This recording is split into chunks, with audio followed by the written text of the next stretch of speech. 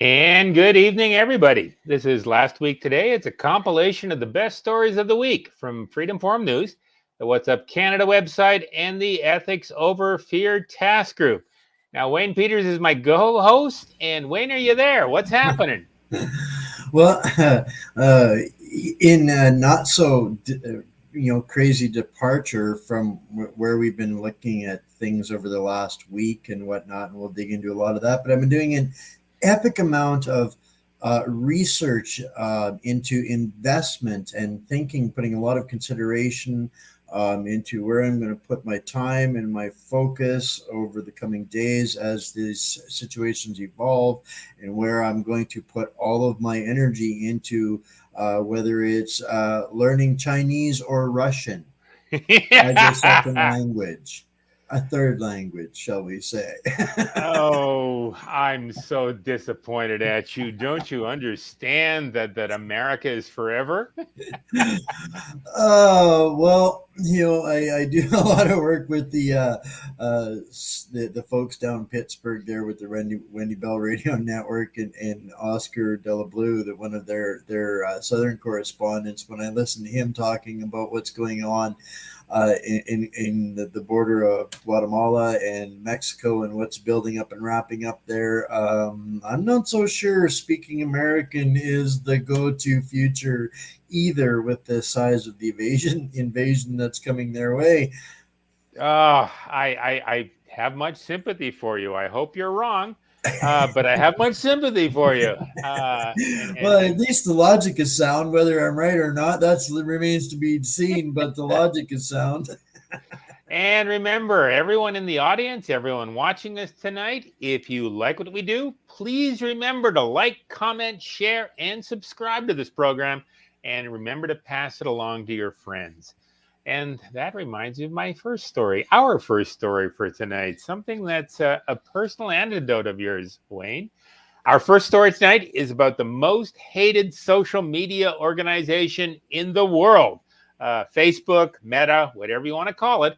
And we start with the March 31st, 2022 trend micropost, Scam Alert. Your page has been scheduled for deletion. Facebook phishing scam, which noted Facebook phishing attacks back in 2020. However, scammers keep upgrading their tactics and tricks to steal your personal data and access your account. Now, several Facebook fan pages and public groups called Appeal a Page Policy Violation. Now, this appeared recently, and they seem to be emails that are trying to attack Facebook users. Now, other phishing scams have also been reported to have arrived in some form of a message on users' Facebook profile or via Facebook Messenger, and they read something along the lines of, "Look what I found." Sometimes they include an emoji because that makes everything feel wonderful, and a hyperlink. Now, others report different scams, and the latest story making the rounds is that the Russians did it. Their government is hacking into social media accounts to spread disinformation on Facebook, as if there wasn't enough there already. Now, Wayne, you got one of those scheduled for deletion on your Facebook page earlier in the week. How did you deal with it? Why do you think there are so many of them lately? I did, and this is how this ended up being our story tonight. Is it was 3 days ago. I get an email late in the evening telling me that due to a copyright infringement, my page was scheduled for deletion, and it really looked quite legit, to be honest with you.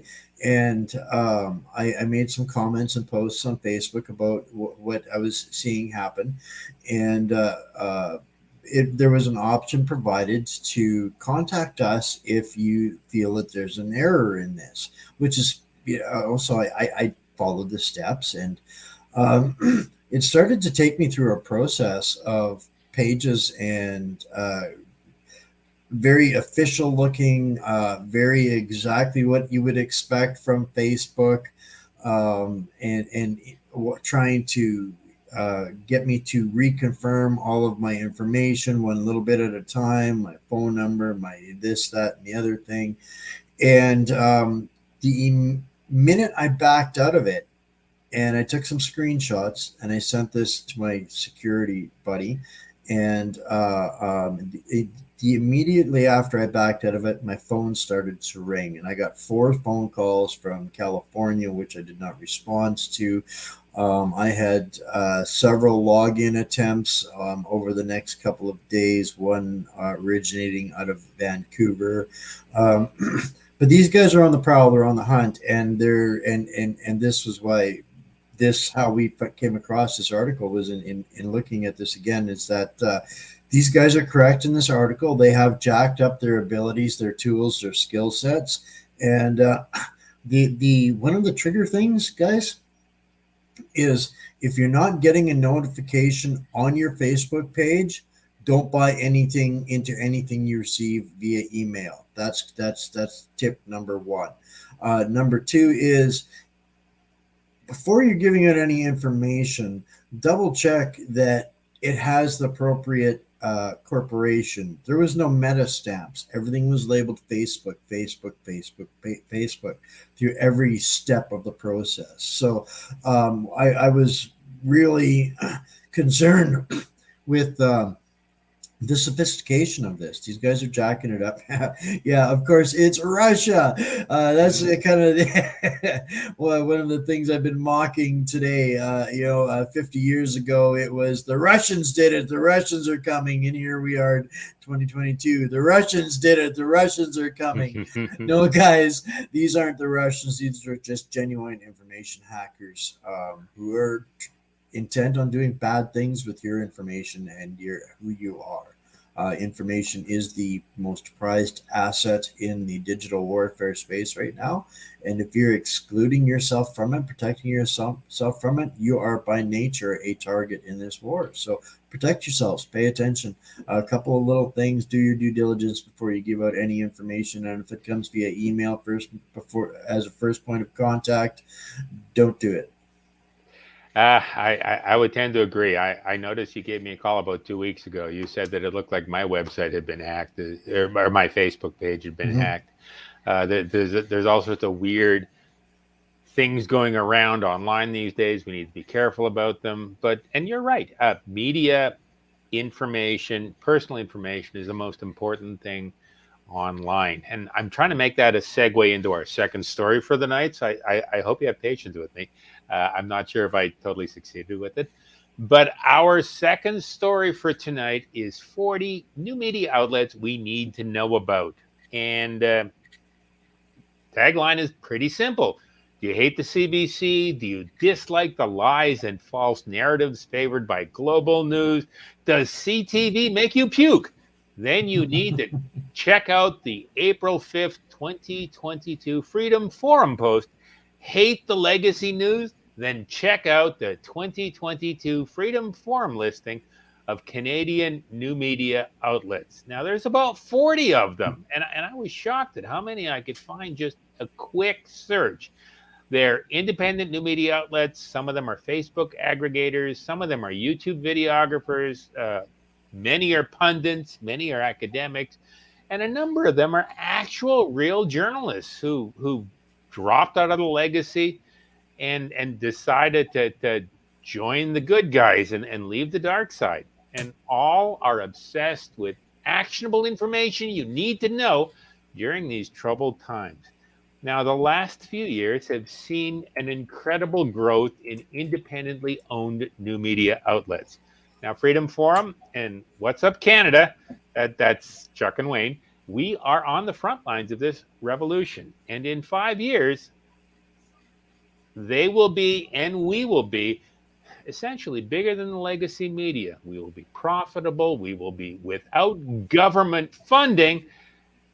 And because of that, we will be far more effective at getting out useful stories and telling the truth. We'll be better than anything which came before. Now, next week, Freedom Forum will publish a list of US-based new media outlets. And the week after that, we'll publish a listing covering new media business and tech websites. So tell me, Wayne, does the legacy media stand a chance against you and I and all the other innovative truth tellers? I would argue that without the censorship and the oppression, they would have already have collapsed and gone into that long dark night. Just I often look, and there's other metrics that we have learned to watch and pay attention to in the different wild west of the evolving media ecosystem, and it really is that. And these were things that once upon a time, when I worked in the digital evolution, I understood how these systems work better than literally than what the legacy media does. And they've not been able to grow within the actual evolution of the new media. So they are on the outside looking in. They don't understand what is going on. They wonder and they're confused, and they continuously grow ever more dependent on the censorship, the silencing of us, and the funding to continue to drive their insane Orwellian machine. And they can't figure out why. It's just not working for them. And meanwhile, we do what we do in a space that is completely irrelevant to them.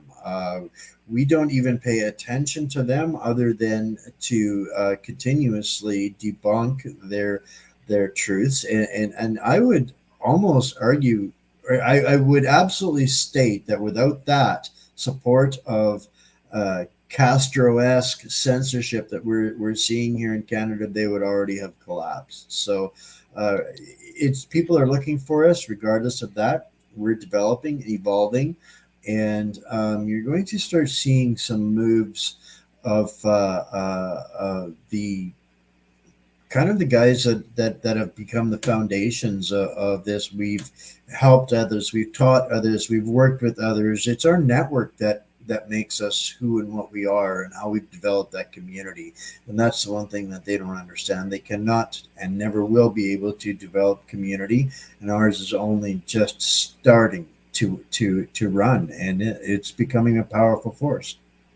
I note that you have talked to a lot of the people on this list, and I have also talked to a lot of the people on this list in one way, shape, or form. We've either interviewed them or we've collaborated on stories, and not all of us, but I would say a lot of us know about each other, and publishing more lists like this will allow us to more effectively collaborate.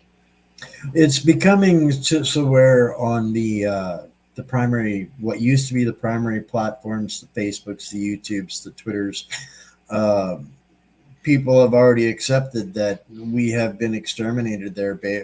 Basically, our platforms exist, but the people aren't getting notified. They're not promoting our messages. They make it incredibly difficult to share. They punish you if you do.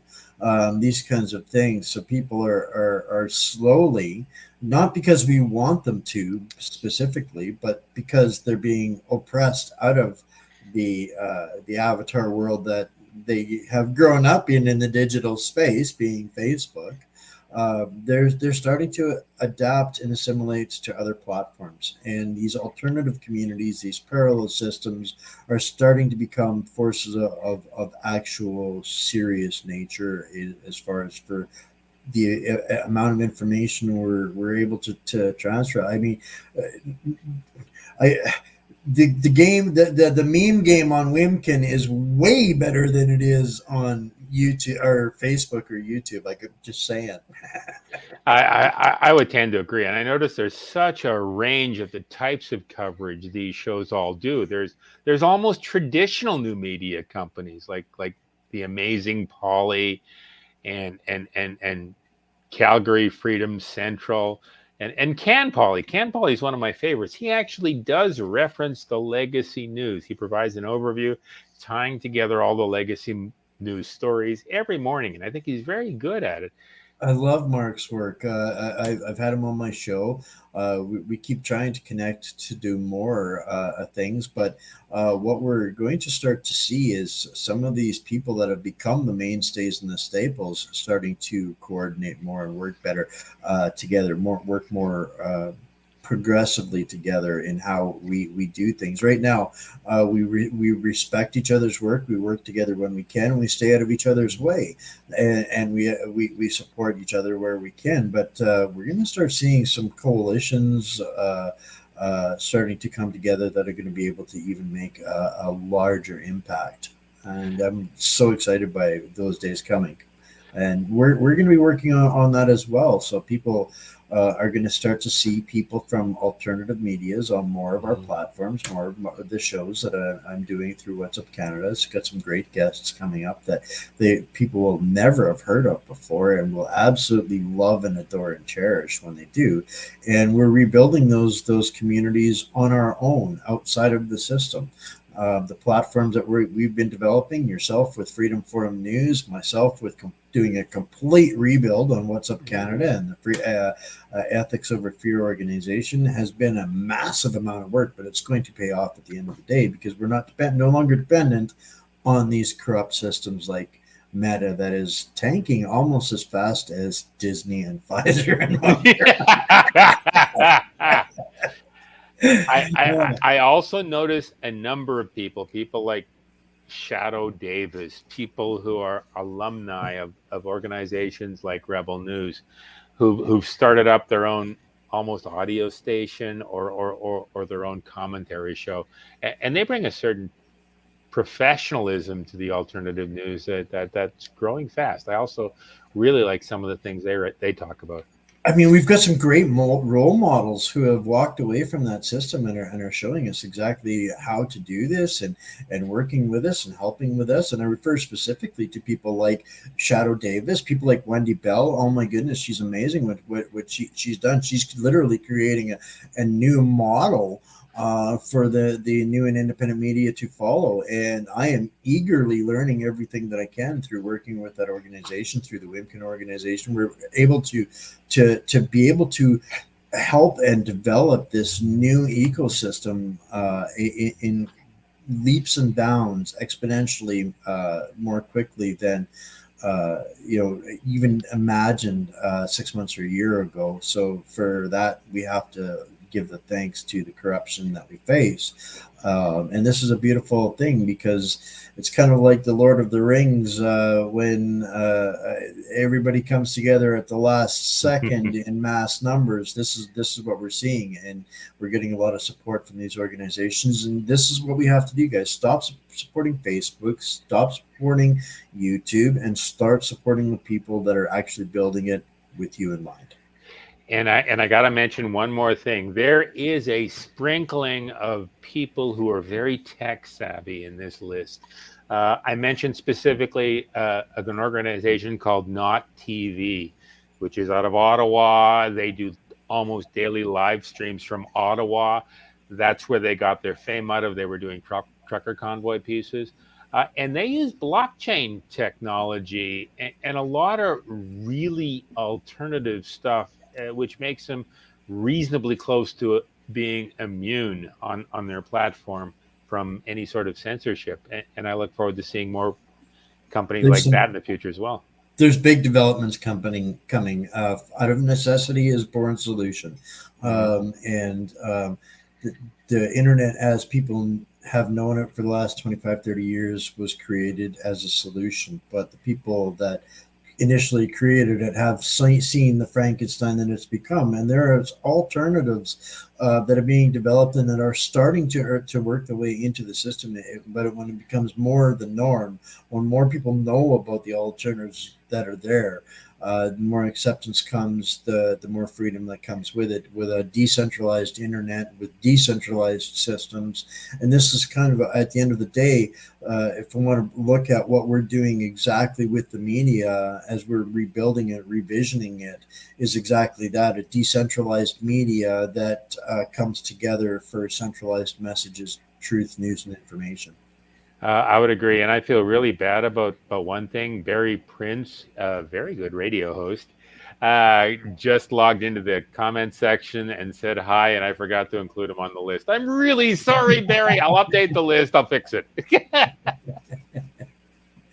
Well, and that's just it, right? People are starting to, uh, it's there's such an opportunity for people to broaden what they're able to see, but those choices have been taken away from them by self-serving interests on these platforms, and they, no matter what Facebook thinks, they still don't know what I want, and what I want to watch as many times as they want to hear me talk about something and drop a commercial in my feed to 10 seconds later.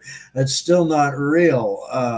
And we're putting these together. They're coming together. I've got a comedian, kind of a rising star named Elsa, coming on my show in the next week probably.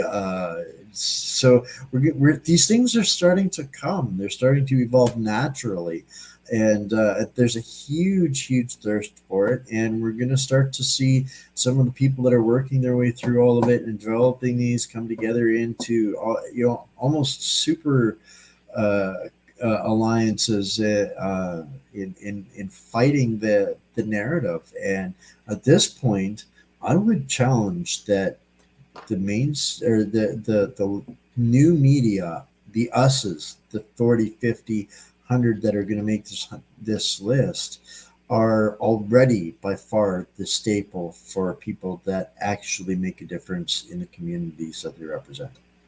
I agree with you 100%. I blame any troubles we may have on the global elite. And that's a segue into our next story. It's conference season for the global elite. We start with an oldie but a goodie.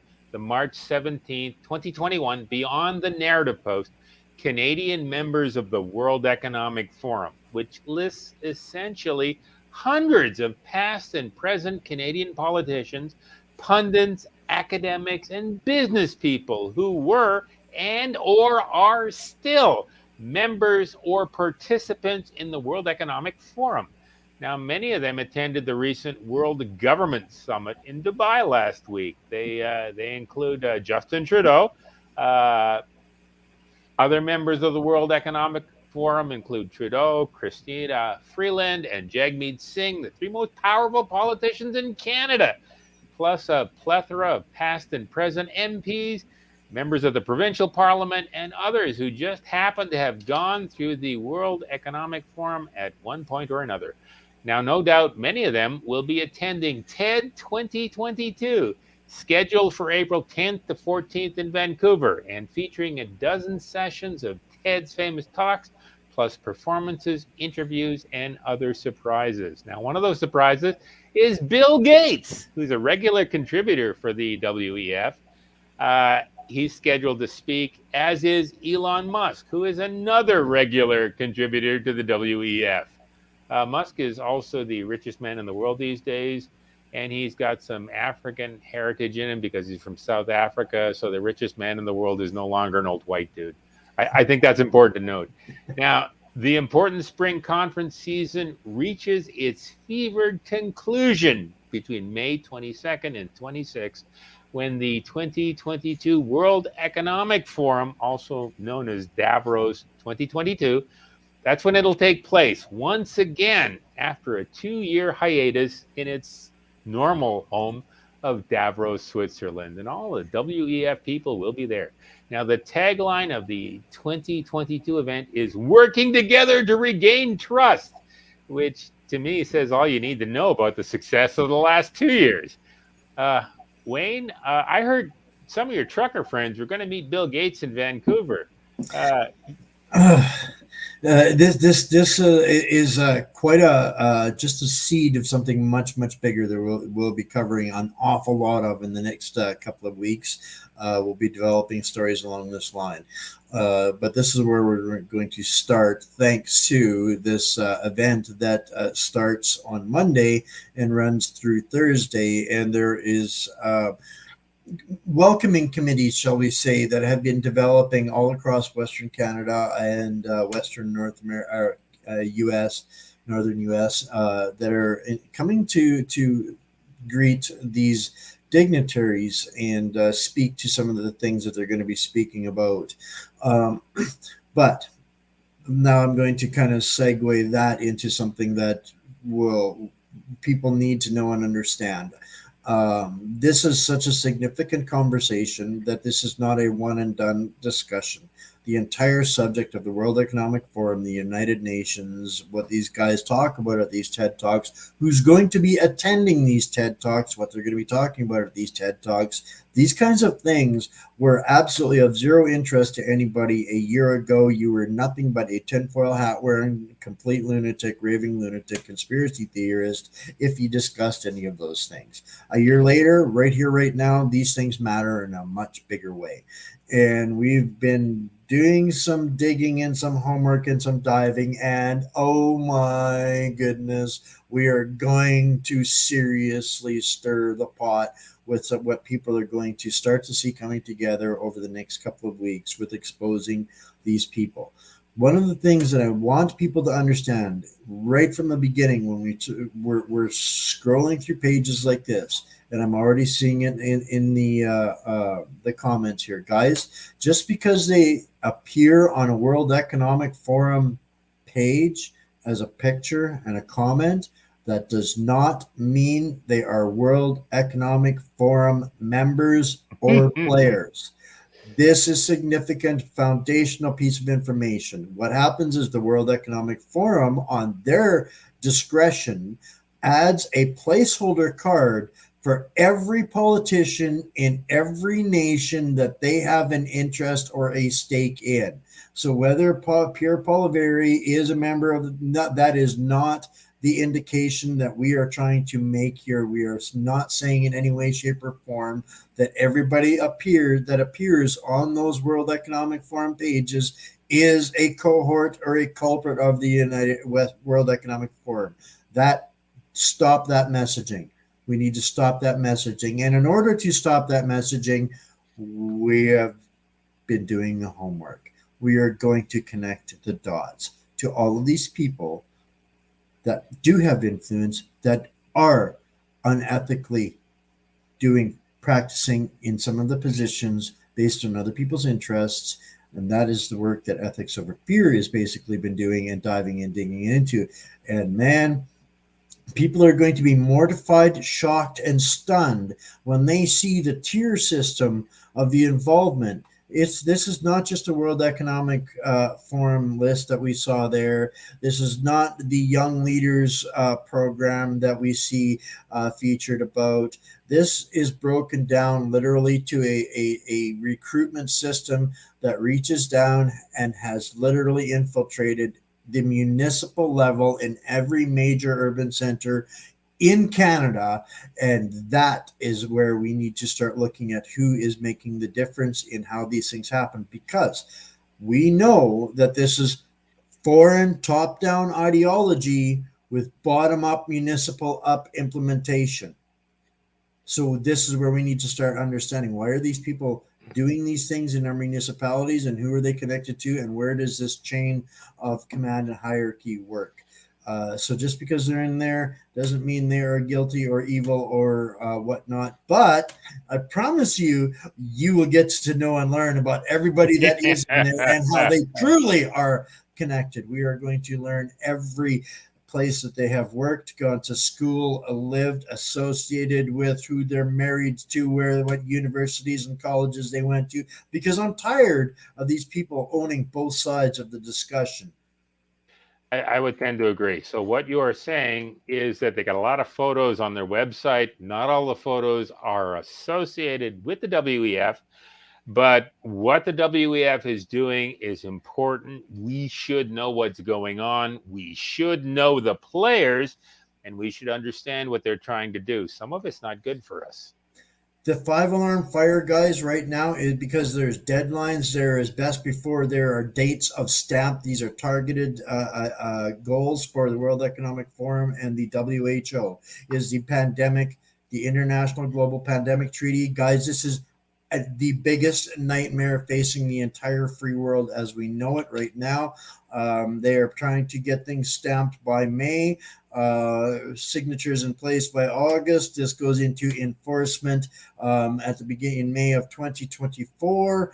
And what it basically says in 30 seconds or less is that the next time the WHO declares an international pandemic crisis, they have the rights to commandeer government in every nation in the world, whether they signed on to it or not, if they get a majority signature on this policy. If they get a majority signature out of the 190 some nations out of the United Nations sign on to this policy, whether you did or didn't becomes irrelevant. They will enforce it. They will invade your nation to take it. And then this means the U.S. included.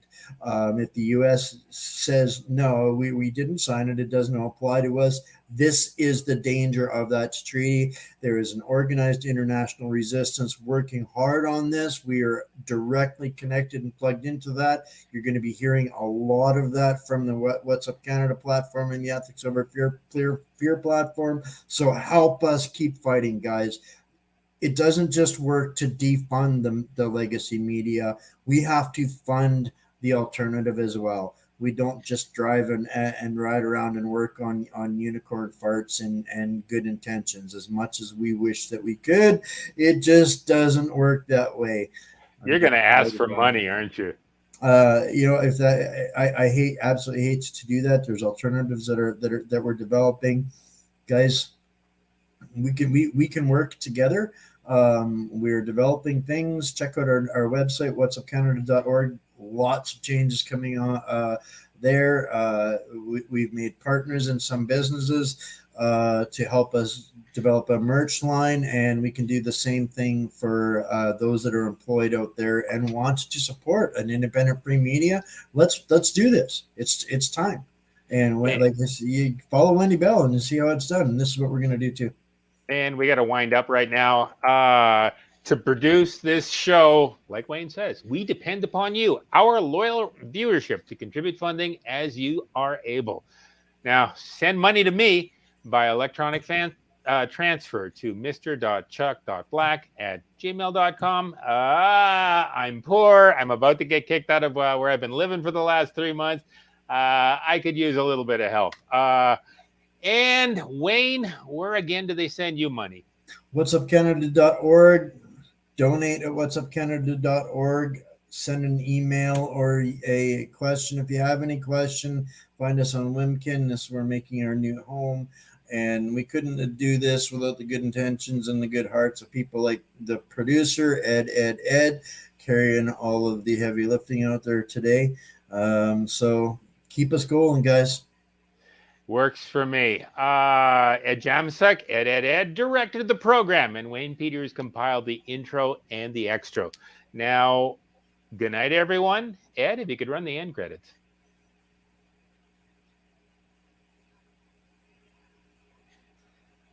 Ed? Let us know if you like the intros and the outros, guys. We're trying to do this to make it something you guys are wanting to see.